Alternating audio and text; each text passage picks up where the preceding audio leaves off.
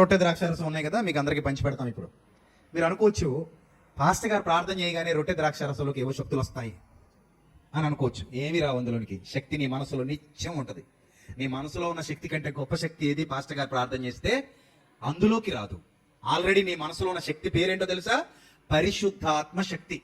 ఆ శక్తికి మించిన శక్తి ఇంకొకటి లేదు. అలాంటి గొప్ప శక్తిని లోపల పెట్టుకున్నావు. ఆ పరిశుద్ధాత్మని అడుగు, తండ్రి నీవు నాకు అనుగ్రహించిన ఆత్మను అడుగుతున్నాను, ఈ ఆత్మ ద్వారా నాకు సత్యాన్ని బయలుపరచు, ప్రకృతిలోని పదార్థాలన్నీ ఎవరివి తండ్రి?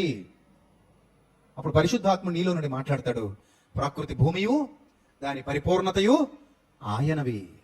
మనుషులందరూ ఎవరి వారు? దేవుని వారు. మనిషిని పవిత్రపరచగలిగే శక్తి దేవునికి ఉందా? ఉంది.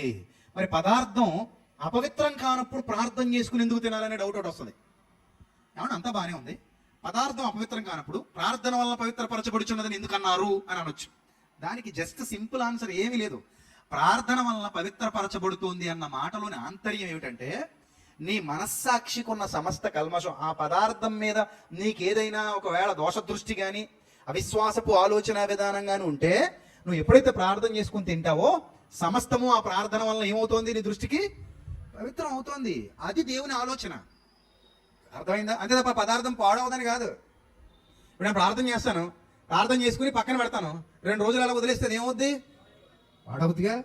పాడవుద్దా? అవదా? వాసన వస్తుందా? వస్తుంది.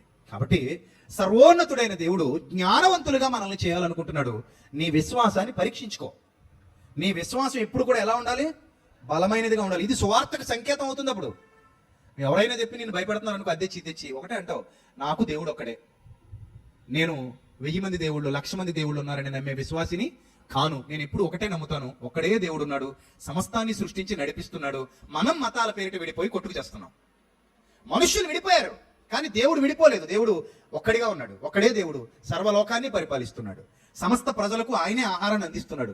మంచివారి మీద చెడ్డవారి మీద కూడా తన దయను చూపిస్తున్నాడు. నేను అలాంటి సర్వోన్నతుడైన దేవుణ్ణి ఆరాధిస్తున్నాను.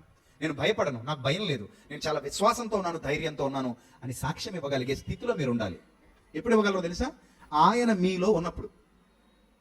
ఇప్పుడు సాతాను అనేవాడు ఎవడైతే ఉన్నాడో, ఈ సాతాను అనేవాడిని ఎదిరించగలిగే సామర్థ్యం దేవుడు మనకి ఇచ్చాడా? ఇవ్వలేదా? ఇచ్చాడా? ఎదిరించడం అంటే అర్థం ఏంటి? ఎదిరించడం అంటే అర్థం ఏంటండి? సాతానుని ఎదిరించడం అంటే అర్థం ఏంటి? వాడు కట్టిన ప్రతి అబద్ధాన్ని ఎదిరించడం.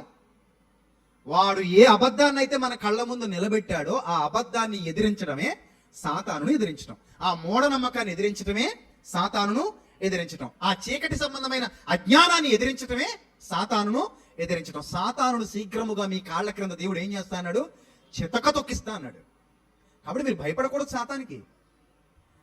అపవాదికి భయపడుడి అని ఉందా బైబిల్లో? అపవాదిని ఎదిరించుడి అని ఉందా? ఏం చేయమనుందమ్మా? అపవాదిని ఎదిరించండి, భయపడకండి. భయపెట్టేవాడు కాదు అపవాది, భయపడేవాడు. ఒక నిజ విశ్వాసికి అపవాది భయపడతాడు. ఒక ధైర్యవంతుడైన విశ్వాసికి సాతాను భయపడతాడు. మీరు భయపెట్టేవారిగా ఉండాలి తప్ప భయపడేవారిగా ఉండకూడదు. భయపడేవాడు ఎప్పటికీ దేవుని కుమారుడు కాడు. భయం అనేది దేవుని సంబంధమైనది కాదు. నిజమైన ప్రేమ భయమును వెళ్ళగొట్టును అన్నాడు బైబిల్ గ్రంథంలో. కాబట్టి భయం లేని భక్తి జీవితాలు కలిగి ఉండండి. విశ్వాసంలో స్థిరంగా ఉండండి. ఎవడో వచ్చి మీ విశ్వాసాన్ని శంకించడం ఏంటి? ఎవడో వచ్చి మిమ్మల్ని విశ్వాసంలో బలహీనులు చేయడం ఏంటి? ఎవడో వచ్చి మిమ్మల్ని ఒక చిన్న పదార్థం తెచ్చి భయపెడితే ఎలా భయపడిపోతారా మీరు? అంత వీక్గా ఉందా మీ మైండ్ సెట్? అంత వీక్గా ఉందా మీ హృదయం? అంత వీక్గా ఉందా మీ ఆలోచన విధానం? నో. నువ్వు ఒక స్ట్రాంగ్ పర్సన్గా ఉండాలి దేవుని ఎదుట. ఒక బలమైన విశ్వాసిగా ఉండాలి.